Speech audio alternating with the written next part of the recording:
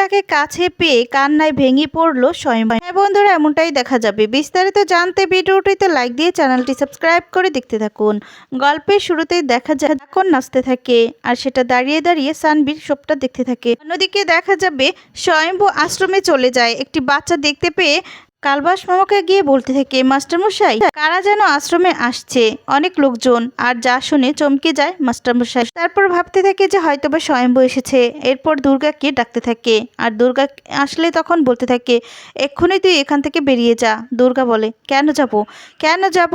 তারপরে বলে, তুই এত কথা বলবি না, আমি তোকে বলেছি আমার দিব্যি, তুই যদি আজকে না যাস আমি মরে যাব।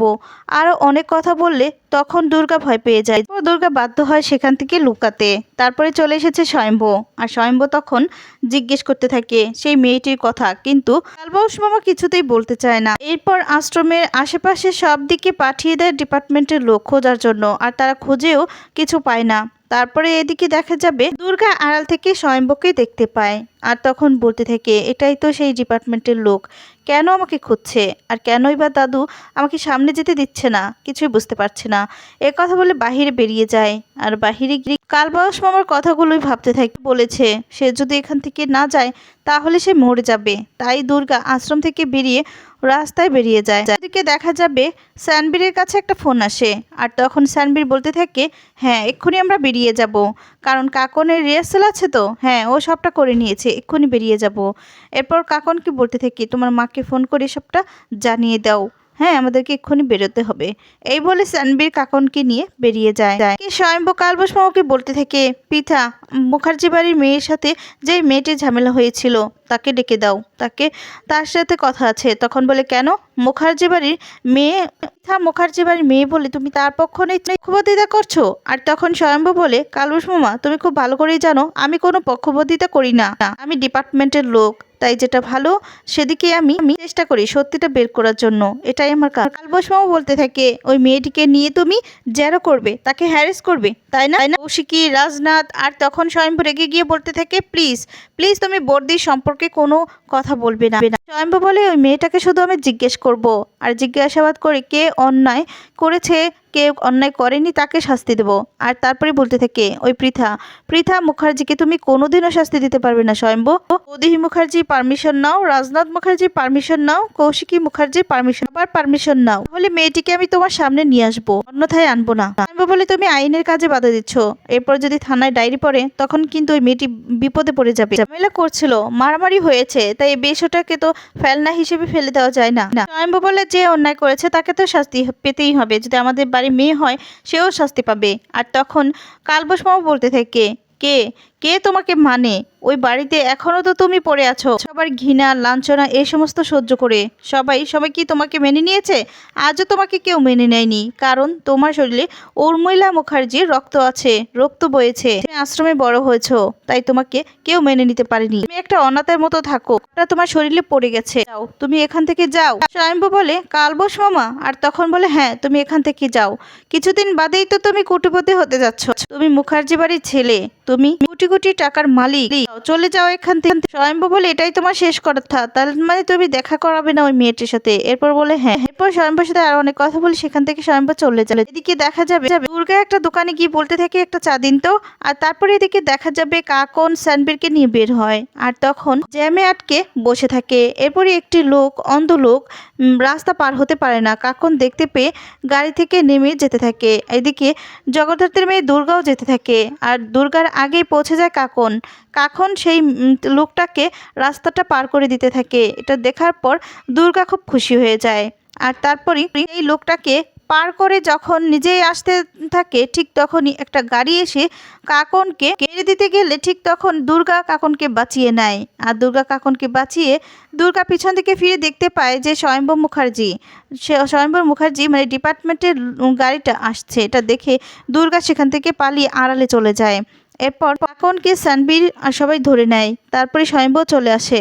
এরপর বলতে থাকে, কি হয়েছে, কে কে তোমাকে মেরে দিয়েছে, তুমি কি কিছু দেখেছো? তারপরে কাজের মেয়েটি বলতে থাকে যে মারতে চেয়েছিল, যে গাড়িটা মনে হলো যেন ইচ্ছে করেই এটা করতে চেয়েছিল। আর তখন বলতে থাকে ভাগ্যিস একটা মেয়ে সে বাঁচিয়ে নেয়। এ কথা শুনে স্বয়ম্ভু অবাক হয়ে যায়। আর তখন স্বয়ম্ভু বলতে থাকে কে বাঁচিয়েছে দেখেছো কি? কাকন তখন ইশারা দিয়ে বুঝিয়ে দেয় যে না, দেখেনি। এরপর সেই মেয়েটি বলতে থাকে, কাজের মেয়েটি, যে পিছন থেকে দেখেছি লম্বা করে একটা শার্ট পরা ছিল আর মেয়েটি খুব সুন্দর ছিল। স্বয়ম্ভু ভাবতে থাকে কে হতে পারে। অন্যদিকে উৎসব রাজনাথের কাছে যায় আর গিয়ে তখন বলতে থাকে বাবা একটা কথা বলবো, এই 20 বছর তো আমি কর্মচারী হিসেবে চাকরি করেছি, আমি আমার যোগ্যতা প্রমাণ করে দিয়েছি। আমি নিশ্চিত যে আমি আমার যোগ্যতা প্রমাণ করে দিয়েছি যে ওই চেয়ারে আমি বসার যোগ্যতা রাখি। আর তখন রাজনাথ বলে ওসব বিড়ালকে দিয়ে কি আর ওইসব কাজ হয়? আর তখন উৎসব রেগে যায়, রেগে গিয়ে বলতে থাকে বাবা। আর তখন বলে হ্যাঁ ঠিক কথাই বলেছি। এরপর বলি তুমি কার আশায় রয়েছো? ওই দুর্গা মুখার্জির আশায় রয়েছো? আর তখন বলো ওই মেয়েটি ফিরবে না। এরপর রাজনাথ বলে না, ফিরবে, ওই দিন অবধি আমরা ওয়েট করব। আর তারপরে উৎসব বলতে থাকে যদি ওই মেয়েটি না ফিরে তখন কি করবে? এরপর বলে যদি না ফিরে তখন ভেবে দেখব, তখন তোমাকে বসাবো, তুমি বসবে। এরপর বলে বাবা তুমি কত বড় কথা বলছো, বুঝতে পারছো তো? এরপর বলে হ্যাঁ বুঝতে পারছি আমি, যদি ওই দিন না দুর্গা ফিরে তাহলে তুমি বসবে, আমি কৌশিকীর সাথে এই ব্যাপারটা নিয়ে কথা বলবো। এরপর উৎসব আরও অনেক কথাই বলে আর রাজনাথও অনেক কথা বলে সেখান থেকে রাজনাথ চলে যাওয়ার আগে বলে যায় আমার দৃঢ় বিশ্বাস ও এই পরিবারে ফিরবে, নিশ্চয়ই ফিরবে, আমি জানি ও ফিরবে। আর তখন উৎসব বলতে থাকে তুমি এত শিওর হয়ে বলছো কি করে? তখন বলে আমার এটা বিশ্বাস। এই বলে রাজনাথ চলে গেলে এদিকে উৎসব মনে মনে ভাবতে থাকে বাবার এত কনফিডেন্স যে দুর্গা ফিরবে, কেন এই কথাটা বলছে কিছুই তো বুঝতে পারছি না। তারপরে দেখা যায় যে বলতে থাকে তার মানে কি জানে যে দুর্গা কোথায় আছে? এই বলে একটা লোকের কাছে ফোন করে আর ফোন করে বলতে থাকে রাজনাথ মুখার্জি, ওনাকে 24 ঘন্টা তুমি ফলো করবে, কোথায় যায় কি করছে সমস্তটা আমাকে জানাবে, বুঝতে পেরেছো? সমস্ত কিছু। আর তখন বলে আপনার বাবা রাজনাথ মুখার্জি? এরপর বলে হ্যাঁ রাজনাথ মুখার্জি, ওনাকে ফলো করবে 24 ঘন্টা। এরপর ফোনটা রেখে দেয়। আর তখন উৎসব বলতে থাকে বাবা তুমি কোথায় যাচ্ছ, কি করছো, সবটাই খুঁজে বের করব। হ্যাঁ সবটাই খুঁজে বের করবো, তাহলেই বুঝতে পারবো। এত নিশ্চিত হয়ে কি করে বলছো তুমি যে দুর্গা ফিরবে? এদিকে দেখা যাবে কাকনকে বাড়িতে নিয়ে চলে আসে, ঠিক তখন কৌশিকী আসে। কৌশিকী এসে বলতে থাকে কাকন তুমি রাস্তায় কেন গিয়েছিলে? আজকে যদি কিছু একটা হয়ে যেত? কি হয়েছে সমস্তটা জানতে থাকে সানবীর থেকে। সানবীর তখন বলতে থাকে আসলে আমরা জ্যামে পড়েছিলাম, তখন একটি অন্ধ লোক রাস্তা পার হতে পারছিল না, তো সরল মন ও এটা দেখে সহ্য করতে পারিনি, ও তাই নেমে সে লোকটিকে পার করে দিয়ে আসে। আর যখন আসতে যায় তখনই এই ঘটনাটা ঘটে, মনে হচ্ছে কেউ ইচ্ছে করে এটা করেছে। আর তখনই একটা মেয়ে বাঁচিয়ে নেয়। এরপর কৌশিকী শুনে অবাক হয়ে যায়। কৌশিকী বলে একটা মেয়ে? এরপর বলে হ্যাঁ একটা মেয়ে। তখন স্বয়ম্ভু চলে আসে আর স্বয়ম্ভু বলতে থাকে হ্যাঁ একটা মেয়ে বাঁচিয়েছে, মেয়েটি বান্ধবী সবার কাছ থেকে জানতে পেরেছি যত দূর এটা এই এলাকাতেই থাকে। আরও অনেক কথাই বলতে থাকে স্বয়ম্ভুর কথা শুনে কৌশিকী বুঝতে পেরে যায় যে এটা দুর্গা ছাড়া অন্য কেউ হতেই পারে না, দুর্গাই বাঁচিয়েছে।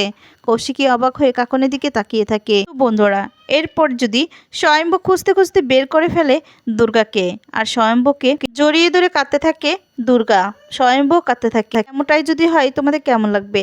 কমেন্টস করে তোমাদের মতামত জানিয়ে দাও। ধন্যবাদ।